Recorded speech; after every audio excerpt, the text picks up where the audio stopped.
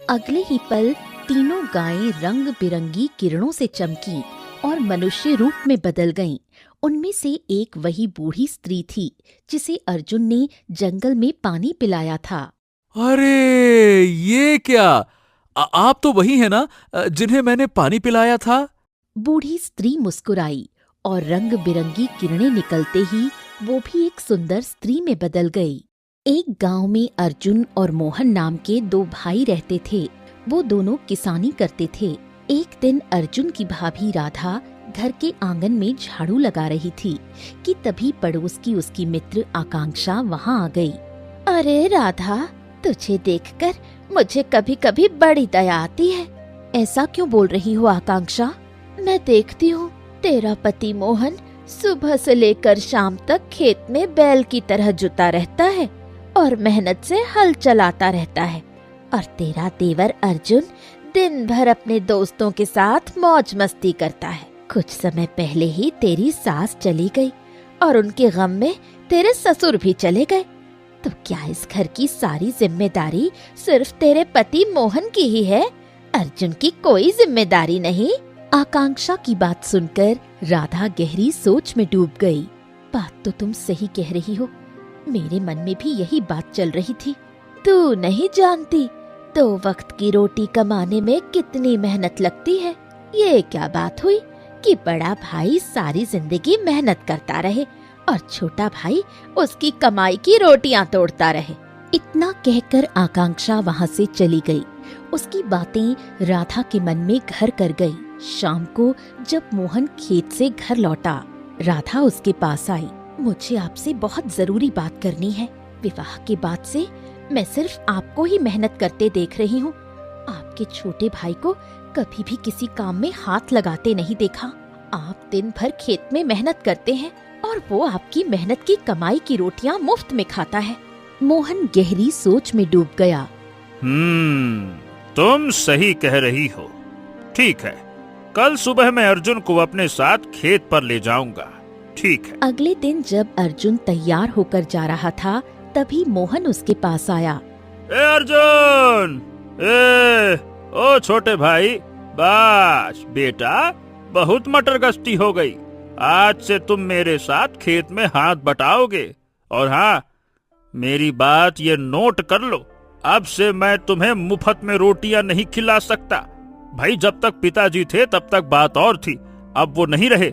अब से तुम्हें मेरे साथ खेत में मेहनत करना होगा, तभी इस घर में रोटी मिलेगी। अपने बड़े भाई की बात सुनकर अर्जुन थोड़ा उदास हो गया।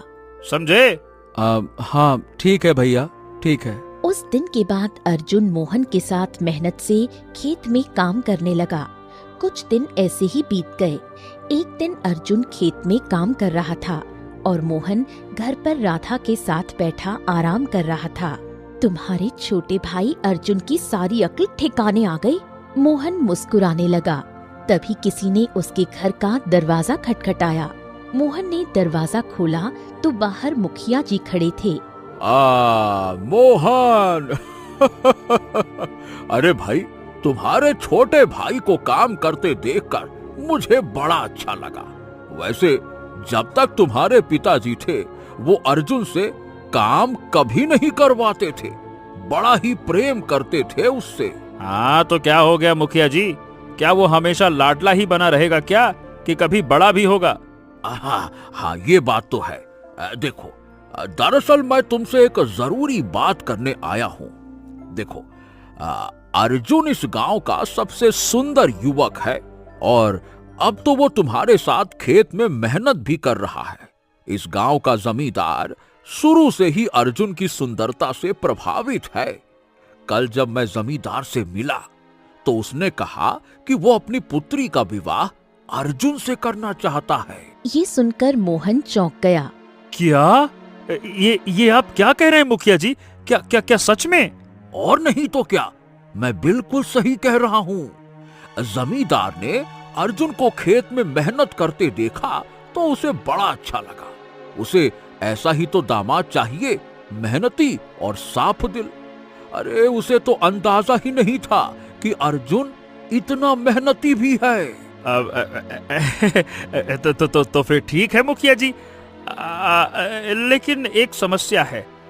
मैं अपनी पत्नी से विचार विमर्श किए बिना कोई जवाब नहीं दे सकता। अरे तो कोई बात नहीं, तुम अपनी पत्नी से बात कर लो और फिर कल मैं आऊंगा तब मुझे जवाब दे देना, है ना? चलो भाई, राम राम। ये कहकर मुखिया जी वहाँ से चले गए।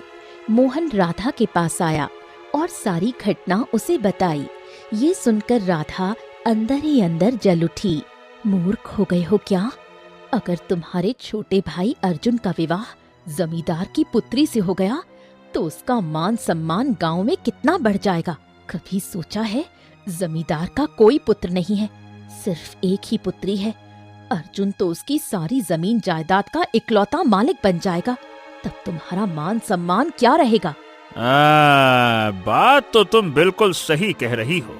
अर्जुन तो देखते ही देखते इस गांव का सबसे धनवान और बड़ा आदमी बन जाएगा।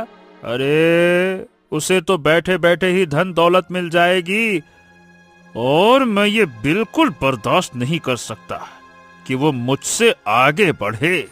दरअसल मोहन अर्जुन से शुरू से ही जलता था, पर वो किसी के सामने अपनी जलन को जाहिर नहीं करता था। एक काम करना, कल जब मुखिया आए तो साफ मना कर देना, कह देना कि हम गरीब लोग हैं और हम अर्जुन का विवाह किसी गरीब लड़की से ही करेंगे। अगले दिन मुखिया घर पर आया। मोहन ने सीधे जवाब दे दिया, देखिए मुखिया जी, माफ कीजिएगा, लेकिन हमको ये रिश्ता स्वीकार नहीं है। अच्छा चलो ठीक है, एक बार अर्जुन से तो बात करके देखो, हो सकता है उसे ये रिश्ता पसंद आ जाए। अरे अब उससे क्या बात करूं? इस घर में वही होता है जो मैं कहता हूं। मैं इस घर का बड़ा भाई हूं, और देखिए मुखिया जी, मैं अपने छोटे भाई का विवाह एक गरीब लड़की से ही करूंगा। तो ठीक है, अच्छा सुनो, मेरी नजर में एक और रिश्ता है। वो गौरी को तुम जानते हो ना, जो बचपन से अनाथ है, गांव वालों की मेहरबानी से पली बढ़ी है। हाँ, तुम अपने भाई अर्जुन का विवाह गौरी के साथ में क्यों नहीं कर देते? बढ़िया जोड़ी जमेगी दोनों की, क्या कहते हो? हाँ, ये हुई ना बढ़िया रिश्ते की बात। ठीक है, मुझे ये रिश्ता मंजूर है। गौरी से अर्जुन का विवाह करने में मुझे कोई एतराज नहीं है।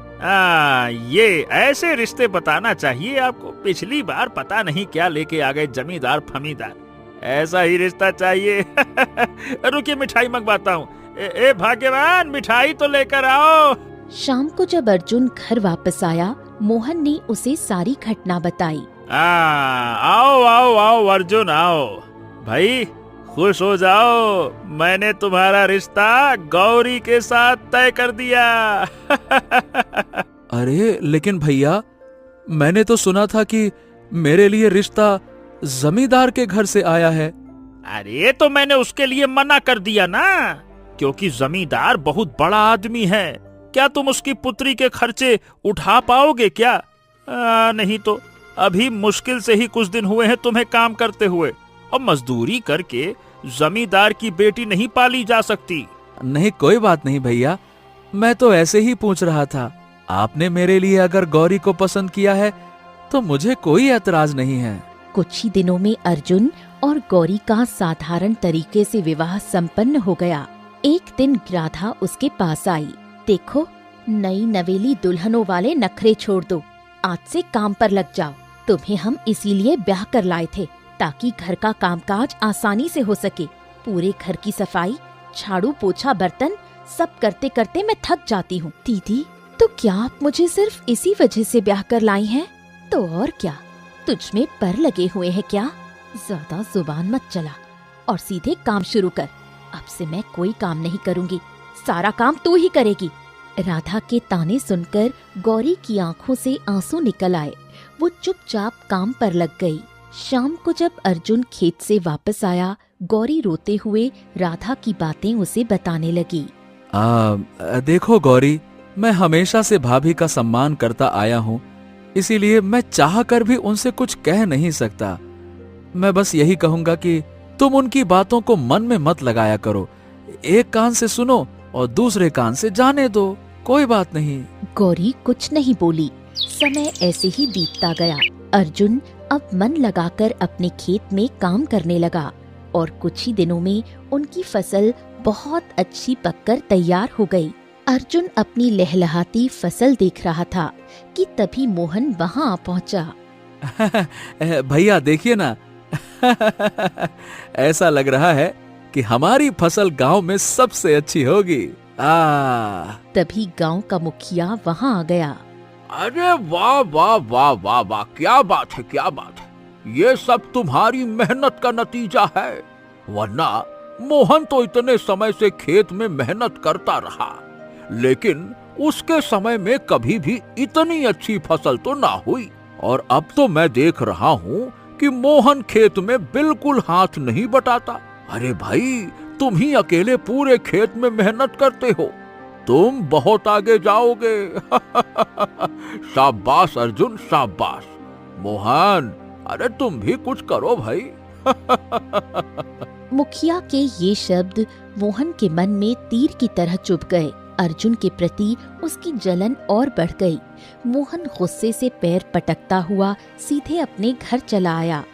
घर पर मोहन के चेहरे पर क्रोध देखकर उसकी पत्नी राधा ने पूछा, क्या हुआ?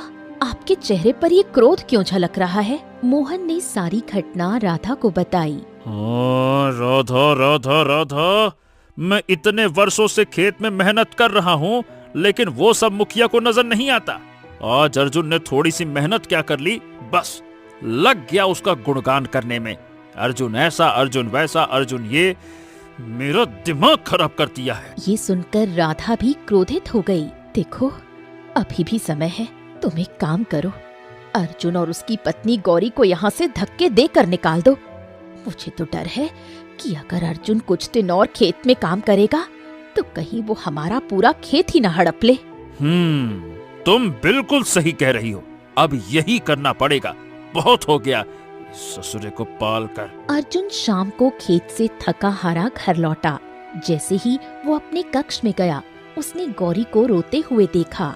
अरे अरे अरे, क्या हो गया गौरी, तुम रो काहे रही हो? अब हमारा दाना पानी इस घर से खत्म होने वाला है। अर्जुन चौंक गया। क्या मतलब?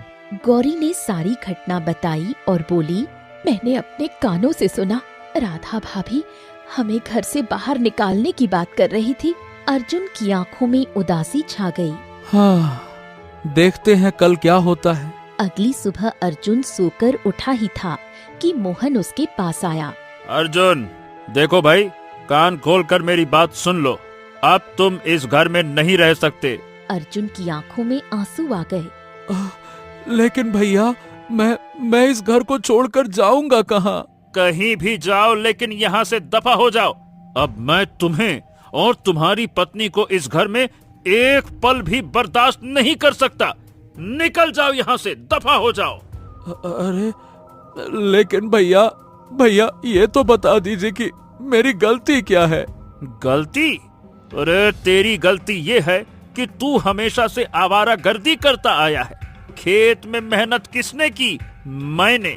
जिम्मेदारियां किसने समझी? मैंने। तेरी शादी किसने करवाई? मैंने। घर कौन चलाता है? मैं। तुझे पाल कौन रहा है? मैं। और अब तेरी बीवी को भी कौन पाल रहा है? मैं। तो अब इस घर का मालिक भी मैं बनूंगा। और हाँ, कान खोल के सुन ले अर्जुन, अगर तू सीधी तरह से यहाँ से चला गया तो ये तेरे लिए अच्छा होगा, नहीं तो। गौरी अपना सामान बांधो, अब हम इस घर में नहीं रहेंगे, चलो। आपको तो इस बात का विरोध करना चाहिए था। आप अपने भाई की बात मान रहे हैं, घर छोड़कर कहाँ जाएंगे? देखो गौरी, चाहे तो मैं विरोध कर सकता हूँ, लेकिन मैं अपने घर की इज्जत गांव में नहीं उछलने दूंगा। सोच के देखो ना, गांव वालों को जब पता लगेगा कि भैया मेरे साथ इतनी बड़ी बेईमानी कर रहे हैं तो किसकी बदनामी होगी बताओ भला? ये हमारे घर की, हमारे परिवार की होगी ना। ये तो अच्छी बात नहीं है। चलो, चुपचाप चलो यहाँ से, चलो। अर्जुन चुपचाप अपनी पत्नी गौरी के साथ घर से बाहर निकल गया और गांव की सीमा पर मेहनत से एक झोपड़ी बनाकर रहने लगा। कुछ दिन बाद गौरी रोते हुए बोली, झोपड़ी बनाकर रहने का ठिकाना तो बना लिया, लेकिन अब इस पापी पेट का क्या करोगे? अरे तो तुम चिंता काहे करती हो? मैं गांव में काम मांगने जाऊंगा ना। क्यों? अब तुम्हारे परिवार की इज्जत पर कोई धब्बा नहीं लगेगा? अर्जुन की आंखों में आंसू आ गए। मैं जानता हूँ तुम मुझसे नाराज हो, लेकिन तुम भैया को नहीं जानती गौरी। जब भैया ने मेरे मुंह पर घर से निकल जाने को कहा ना, तब पहली बार मुझे एहसास हुआ कि भैया मुझसे कितना जलते हैं और अंदर ही अंदर कितनी नफरत करते हैं। मेरे दोस्त हमेशा कहते थे कि मेरे भैया मोहन मुझसे जलते हैं, जलते हैं, जलते हैं, पर मैंने कभी विश्वास नहीं किया। लेकिन जब मैंने अपनी आंखों से देखा ना, मैं अंदर से टूट गया गौरी, टूट गया।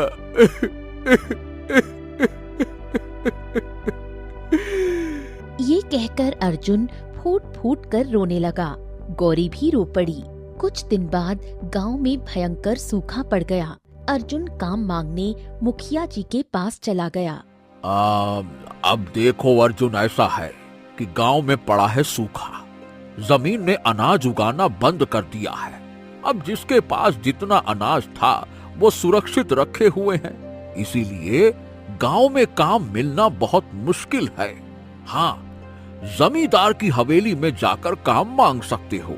अगर वो दे दे तो बात बन सकती है। अर्जुन जमींदार के पास चला गया। दफा हो जाओ यहाँ से। मैं इस गांव का सबसे धनवान व्यक्ति हूँ। मुझे तुम पसंद थे, इसीलिए हमने अपने हाथों से अपनी पुत्री के लिए तुम्हारे लिए रिश्ता भेजा था। लेकिन पता नहीं तुम अपने आप को क्या समझने लगे और तुमने हमारी पुत्री से विवाह करने से इनकार कर दिया। हम तुम्हारी शक्ल तक देखना नहीं चाहते। दफा हो जाओ यहाँ से, निकलो। अर्जुन ने पूरे गांव में काम मांगा, लेकिन किसी ने भी उसे काम नहीं दिया। अर्जुन थक हार कर अपनी झोपड़ी में वापस आ गया और रोते हुए पूरी घटना गौरी को बताई। अब तुम बताओ, हम क्या करें? 2 दिन से मैं भूखी हूँ और तुम भी भूखे हो। हाँ, चलो जंगल चलते हैं। अब मैं गांव में भीख तो बिल्कुल नहीं मांगूंगा। जंगल में फल फूल खाकर ही गुजारा करेंगे, फिर देखते हैं क्या होता है। चलो। अर्जुन अपनी पत्नी गौरी को लेकर जंगल की ओर चला गया। जंगल में काफी अंदर जाने के बाद गौरी को बुरी तरह प्यास लगने लगी। मुझे प्यास लग रही है। अच्छा, तुम यहीं रुको, मैं अभी पानी लेकर आता हूँ। रुको रुको। अगले ही पल प्यास की शिद्दत से गौरी बेहोश हो गई। अर्जुन घबरा गया और जंगल में पागलों की तरह तालाब खोजने लगा। कुछ देर बाद उसे तालाब नजर आया। उसने कलश में पानी भरा और तेजी से गौरी की ओर लौटने लगा। अर्जुन अभी गौरी के पास पहुंचने ही वाला था कि उसकी नजर झाड़ियों पर पड़ी, जहां एक बूढ़ी औरत पड़ी करहा रही थी। ओ बेटा, कोई मुझे पानी पिला दो। मैं 7 दिन से पानी नहीं पी सकी। अगर पानी ना मिला तो मैं मर जाऊंगी। अर्जुन बूढ़ी औरत के पास चला गया। आपको क्या हुआ अम्मा जी? मैं जंगल में रहती हूँ। मेरा पैर लड़खड़ा गया और मैं गिर पड़ी। तब से लेटी हूँ, कोई उठाने वाला नहीं। बहुत प्यास लगी है, मुझे पानी दे दे बेटा। अर्जुन ने अपनी बेहोश पत्नी को देखा, फिर बूढ़ी औरत को देखा और अंत में उसने बूढ़ी औरत को पानी पिला दिया। बूढ़ी औरत ने पानी पिया और उठकर खड़ी हो गई। मैंने देखा कि तेरी पत्नी भी प्यास से बेहोश हुई थी।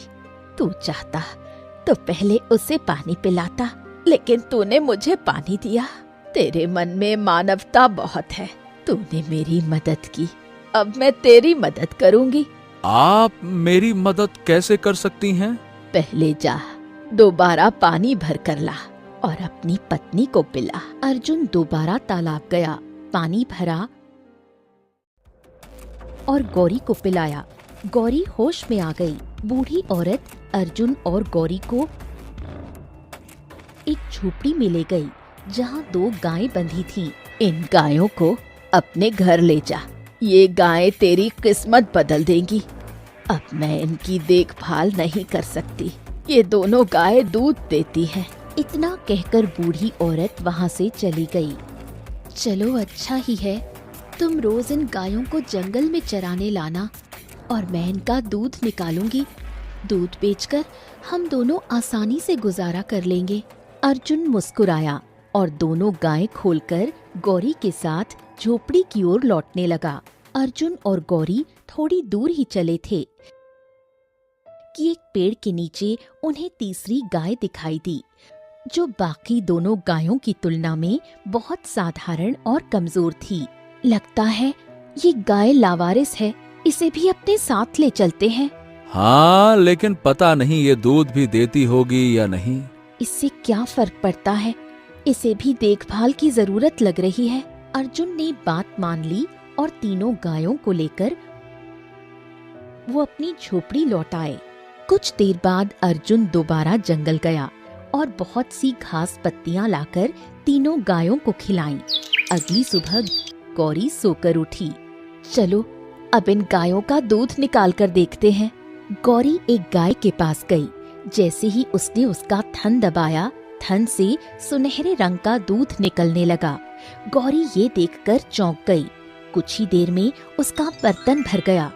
गौरी ने तुरंत अर्जुन को बुलाया। देखिए, इसने तो बड़े ही सुनहरे रंग का विचित्र दूध दिया है। ऐसा दूध मैंने कभी नहीं देखा। अर्जुन ने सुनहरे दूध को गौर से देखा। अरे बाप रे, ए गौरी, ये दूध नहीं है, ये तो सोना है, सोना। देखो। ये सुनकर गौरी चौंक गई। क्या कह रहे हो? अर्जुन ने थोड़ा सा दूध हाथ में लेकर देखा, जो कुछ ही पल में गाढ़ा हो गया। अरे दादा रे दादा, ए गौरी, ये तो सोना ही है। इसका मतलब ये कोई साधारण गाय नहीं, बल्कि जादुई गाय है। इतनी देर में पूरा बर्तन ठोस सोने में बदल गया। तभी दूसरी गाय सोने का गोबर देने लगी। गौरी और अर्जुन की आंखें ये देखकर फटी की फटी रह गईं। अरे, ये तो सोने का गोबर है। हाँ गौरी, हाँ, मैं भी यही देख रहा हूँ। जरूर वो बूढ़ी औरत कोई मायावी बूढ़ी औरत थी और उसने हमारी मदद की है। अब तुम इस सारे सोने को बेच दो, हम कुछ ही दिनों में बहुत धनवान बन जाएंगे। अर्जुन ने सारा सोना बेच दिया। उस दिन से गाय रोज सोने का दूध देने लगी और दूसरी गाय सोने का गोबर। कुछ ही दिनों में अर्जुन गांव का सबसे धनवान व्यक्ति बन गया। फिर कुछ दिनों बाद आकाश में बादल घिर आए और बारिश हुई। सूखा खत्म हो गया। अब अर्जुन के पास गांव में सबसे अधिक खेत थे और उसकी टूटी फूटी झोपड़ी की जगह एक आलीशान हवेली खड़ी हो गई। गांव में अर्जुन की तरक्की की चर्चा होने लगी। हाँ गौरी, अब तो हम बहुत धनवान बन चुके हैं। अब हमें गांव वालों की मदद करनी चाहिए, क्या कहती हो? तुम सही कहते हो। हाँ, अच्छा ये बताओ, वो जंगल में जो हमें तीसरी गाय मिली थी, क्या वो अब भी दूध देती है? नहीं। अच्छा गौरी, एक बात ध्यान रखना, जितना ख्याल तुम दो जादुई गाय का रखती हो ना, उतना ही उस साधारण गाय का भी रखना, ठीक है? मेरे लिए तीनों गायें एक समान हैं। अर्जुन और गौरी की बातें हवेली के आंगन में बंधी तीनों गायें बहुत गौर से सुन रही थीं। उनके देखने के अंदाज से लगता था कि वो मनुष्यों की बातें समझ रही हों। उसी दिन से अर्जुन गांव वालों की दिल खोलकर मदद करने लगा।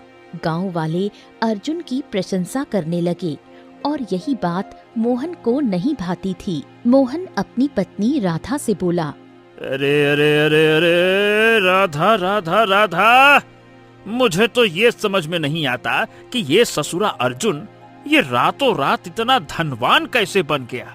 जब मैंने उसे निकाला था तो उसके पास तो फूटी कौड़ी नहीं थी। उसे तो कायदे से भीख मांगना चाहिए था, गिड़गिड़ाना चाहिए था, खाने के लाले पड़े थे उसके। लेकिन अब देखो, वो तो गांव का सबसे धनवान व्यक्ति बन चुका है। इतना धनवान कि जमींदार भी उससे नीचे नजर करके बात करता है। अरे कैसे हुआ ये सब?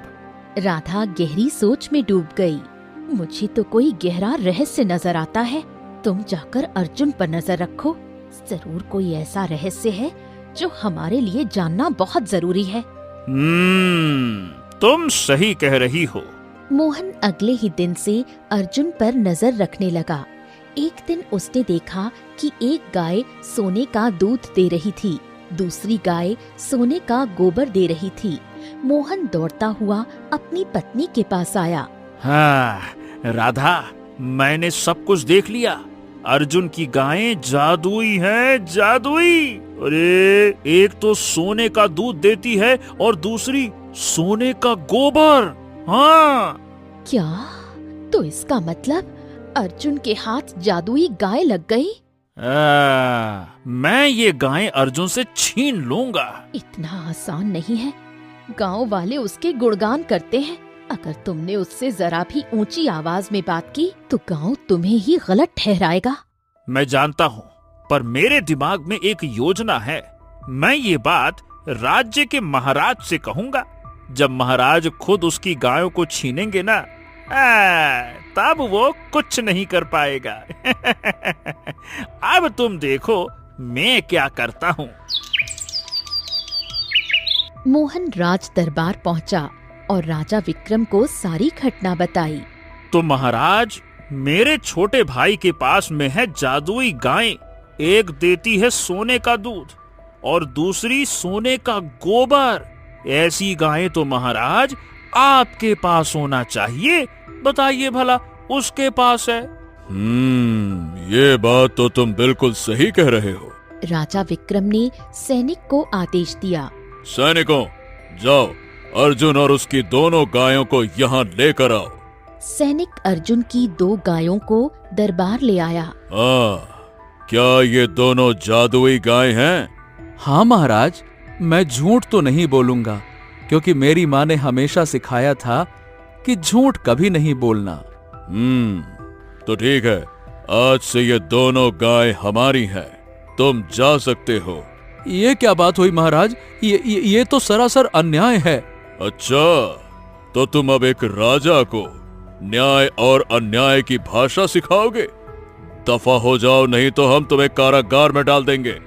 निकलो यहाँ से। मोहन मुस्कुराया। जितना कमाना था कमा लिया। अब ये दोनों गाय महाराज की होंगी। अब बेटा तू फिर से कंगाल हो जाएगा।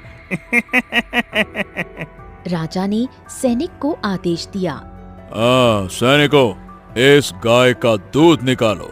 सैनिक ने गाय का दूध निकाला, लेकिन उसमें से साधारण दूध निकला। राजा चौंक गया। तभी दूसरी गाय ने गोबर दिया। वो भी साधारण गोबर था। ओहो, ये क्या? इस गाय ने तो हमारा राज दरबार गंदा कर दिया। राजा गुस्से से मोहन की ओर मुड़ा। क्यों? तुम तो कहते थे कि ये जादुई गाय है। क्या है ये? महाराज, ये दोनों जादुई गाय तो है ना। अभी इसने खुद ही कहा है। ये मेरा छोटा भाई है महाराज। ये बहुत झूठ बोलता है। जरूर इसने कोई काला जादू किया होगा, तभी ये गायें सोना नहीं दे रही हैं। हाँ। राजा विक्रम ने बहुत प्रयास किया, लेकिन दोनों गायों ने न तो सोने का दूध दिया और न ही सोने का गोबर। हो, अब मुझे तुम्हारे बड़े भाई की बातों पर पूर्ण विश्वास हो गया है। तुम जरूर कोई जादूगर हो। तुमने ऐसा जादू कर दिया है कि ये दोनों गायें साधारण हो गई हैं। हम तुम्हें ऐसी सजा देंगे ना, जिसका तुम्हें अनुमान भी नहीं होगा। इतना कहकर राजा विक्रम ने सैनिक को इशारा किया। सैनिकों, कोड़े बरसाओ इसके ऊपर। सैनिक ने बुरी तरह अर्जुन के शरीर पर कोड़े बरसाने शुरू कर दिए। अर्जुन दर्द से तड़पने लगा, लेकिन कुछ नहीं बोला। कुछ देर बाद राजा बोला, बस इन कोड़ों के निशान जीवन भर रहेंगे और इसे याद रहेगा कि इसने हमारे साथ धोखा किया। अर्जुन रोता हुआ अपनी दोनों गायों को लेकर गांव लौट आया। मोहन मुस्कुराता हुआ अपने घर गया और सारी घटना अपनी पत्नी राधा को बताई। राधा खुश हो गई। चलो अच्छा हुआ, ऐसा ही होना चाहिए था तुम्हारे छोटे भाई के साथ। इधर गौरी फूट फूट कर रो रही थी। तुम्हारा भाई है या दुश्मन? अर्जुन दर्द से कराह उठा। उसी समय गौरी की नजर साधारण गाय पर पड़ी। उसके थन से दूध की बूंदें टपक रही थीं। गौरी तुरंत वहां आ गई, उसका दूध निकाला और अर्जुन को दिखाया। देखो अर्जुन, आज पहली बार इस साधारण गाय ने दूध दिया है। तुम ये दूध पी लो, तुम्हें आराम मिलेगा। फिर मैं तुम्हारे जख्मों पर जड़ी बूटी लगा दूंगी। गौरी ने अर्जुन को दूध पिलाया। जैसे ही अर्जुन ने वो दूध पिया, रंग बिरंगी किरणें उसके शरीर से होकर गुजरी और उसके सारे घाव तुरंत ठीक हो गए। अर्जुन और गौरी दोनों चौंक गए। इसका मतलब ये तीसरी गाय भी जादुई है। अर्जुन की आंखों से आंसू बह निकले। हमारे लिए ये तीनों गाय सच में सोने की गाय है। समय बीतता गया। एक दिन गांव में सैनिक ऐलान करते हुए बोला, राजा विक्रम की पुत्री बीमार है। जो भी उसे स्वस्थ करेगा उसे ढेर सारा इनाम दिया जाएगा। सुनो सुनो सुनो। ये सुनकर गौरी चौंक गई। तीसरी गाय का दूध जादुई है। अगर ये दूध राजकुमारी को पिला दिया जाए तो वो ठीक हो सकती है। लेकिन तुम ऐसा बिल्कुल मत करना। राजा विक्रम ने तुम्हारे साथ अन्याय किया, तुम्हें कोड़े मारे। तुम उसकी मदद मत करना। अरे नहीं नहीं गौरी, उन्होंने हमारे साथ बुरा किया तो इसका मतलब ये नहीं ना कि हम भी उनके साथ बुरा करें। अर्जुन ने तीसरी गाय का दूध निकाला और राज दरबार पहुंचा। प्रणाम महाराज, ये दूध अपनी पुत्री को पिला दीजिए, वो स्वस्थ हो जाएंगी।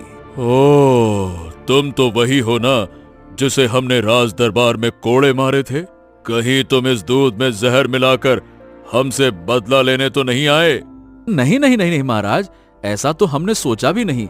राजा ने वो दूध अपनी पुत्री को पिलाया। राजकुमारी तुरंत स्वस्थ हो गई। राजा विक्रम की आंखों में आंसू आ गए। वो अर्जुन के चरणों में गिर पड़ा। अर्जुन अर्जुन अर्जुन, हमें क्षमा कर दो। हमने तुम्हारे साथ कितना बुरा किया, फिर भी तुमने हमारी सहायता की। आज से तुम हमारे मित्र हो। यदि कभी कोई परेशानी हो, आधी रात को भी तुम हमारे महल चले आना। हम तुम्हारे सामने नतमस्तक हैं, नतमस्तक हैं। राजा ने अपने सैनिकों से कहा, सैनिकों, ये हमारे मित्र हैं और अब से कभी भी ये हमारे महल में आए, जो इन्हें रोकेगा वो कड़ी सजा पाएगा। समझ गए? जाइए, आप आराम से जाइए। अर्जुन मुस्कुराता हुआ घर लौटा और गौरी को सारी घटना सुनाई। गौरी मुस्कुराती हुई तीनों गायों के पास गई और प्यार से उनकी पीठ सहलाई। अगले ही पल तीनों गायें रंग बिरंगी किरणों से चमकी और मनुष्य रूप में बदल गईं। उनमें से एक वही बूढ़ी स्त्री थी जिसे अर्जुन ने जंगल में पानी पिलाया था। अरे ये क्या, आप तो वही है ना जिन्हें मैंने पानी पिलाया था? बूढ़ी स्त्री मुस्कुराई और रंग बिरंगी किरणें निकलते ही वो भी एक सुंदर स्त्री में बदल गई। हम तीनों जंगल की रक्षक हैं। तुम हमें जंगल की देवियां भी कह सकते हो। जहाँ तुम जंगल में आए थे वो जगह हमारी परीक्षा का स्थान है। हम हर मनुष्य की परीक्षा लेते हैं। हमने तुम्हारी भी परीक्षा ली और तुम सफल हुए। इसलिए हमने गायों का रूप धारण करके तुम्हारी मदद की।